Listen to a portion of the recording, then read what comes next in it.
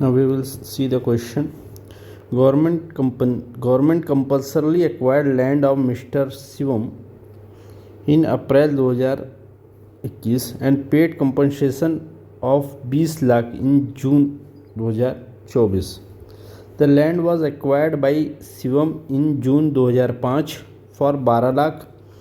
He had filed the additional compensation through court and was awarded 18 lakh in February 25, but this amount was received only during month of May 25. Compute taxable capital gain from the above transaction indicating relevant assessment year.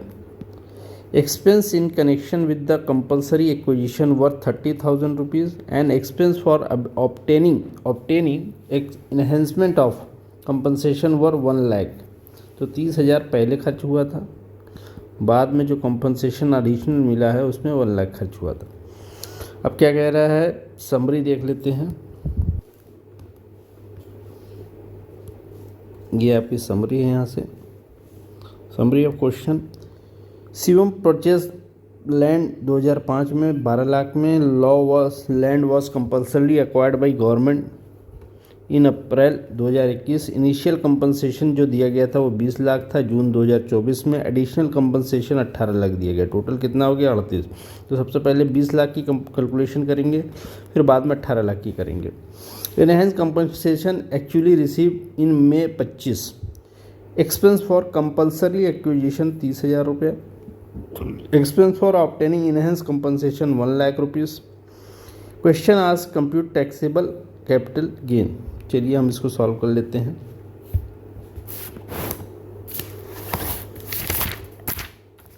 तो सबसे पहले computation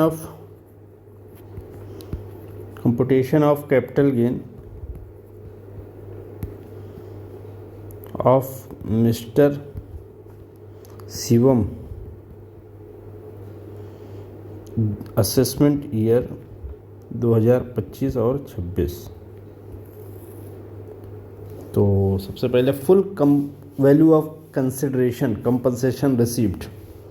चलिए, full value of compensation received कितना मिला है, taxable in the year of receipt. जिस दिन receipt हुआ है टैक्सेबल तभी होगा जब रिसीप्ट हुआ है। कब रिसीप्ट हुआ, प्रीवियस ईयर 25-26 में।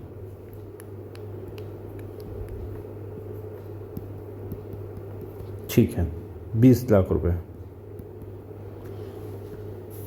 लेस करेंगे। Expense in connection with compulsory acquisition, यहाँ से expense in connection in compulsory acquisition कितना है, 30,000।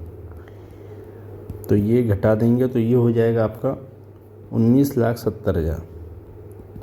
अब यहाँ से हम इंडेक्स कॉस्ट ऑफ एक्विजिशन देख लेते हैं। इंडेक्स करेंगे, इंडेक्स्ड कॉस्ट ऑफ एक्विजिशन कितना है, 12 लाख है, जिसमें से आपका 317 जो है उसका इंडेक्स है डिवाइडेड बाई 117। ये आपका हो गया 32,51,282। ये आपका जो है इंडेक्स कॉस्ट आ गई। अब इसमें से घटा देंगे तो हमारा 12,81,282 का लॉस हो जाएगा। लॉन्ग टर्म कैपिटल लॉस, ठीक है। सिंस लैंड वॉज एक्वायर्ड मोर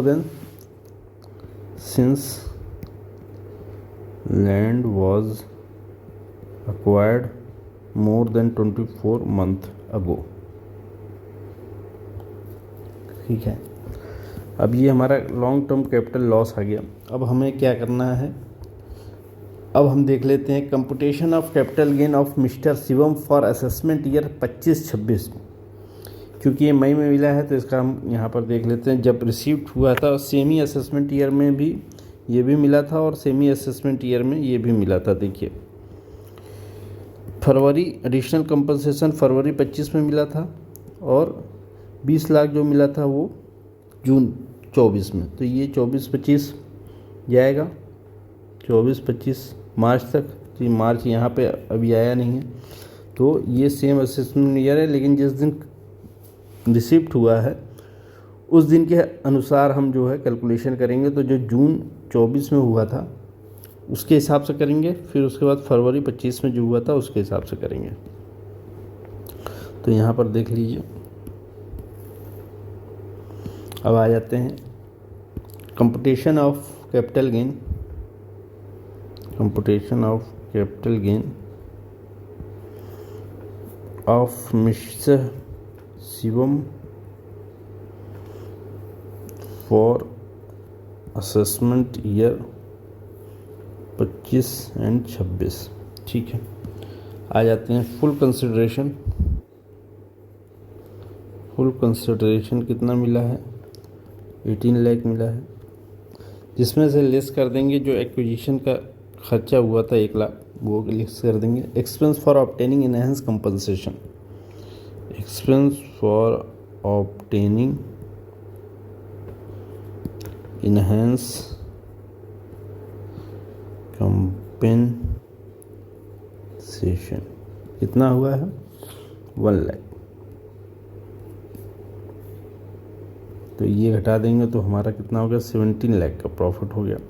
अब इसमें से हम लॉन्ग टर्म कैपिटल लॉस जो हमारा ऊपर हुआ था लेस कर देंगे।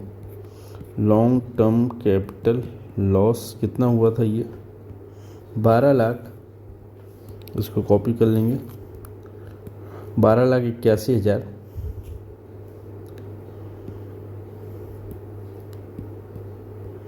ये घटा देंगे हम 12,81,282।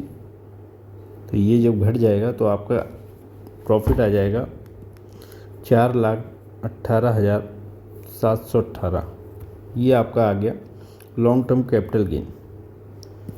लॉन्ग टर्म कैपिटल गेन ठीक है, ये आ जाएगा असेसमेंट ईयर 26-27। ठीक है। No deduction in respect of cost of acquisition is allowable from enhanced compensation.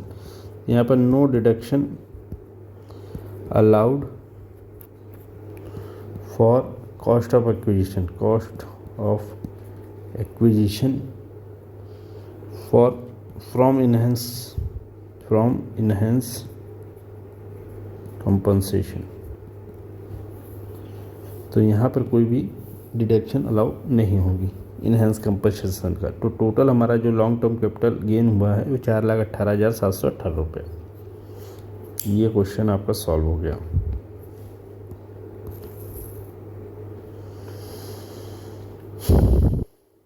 चलिए नेक्स्ट क्वेश्चन देखते हैं।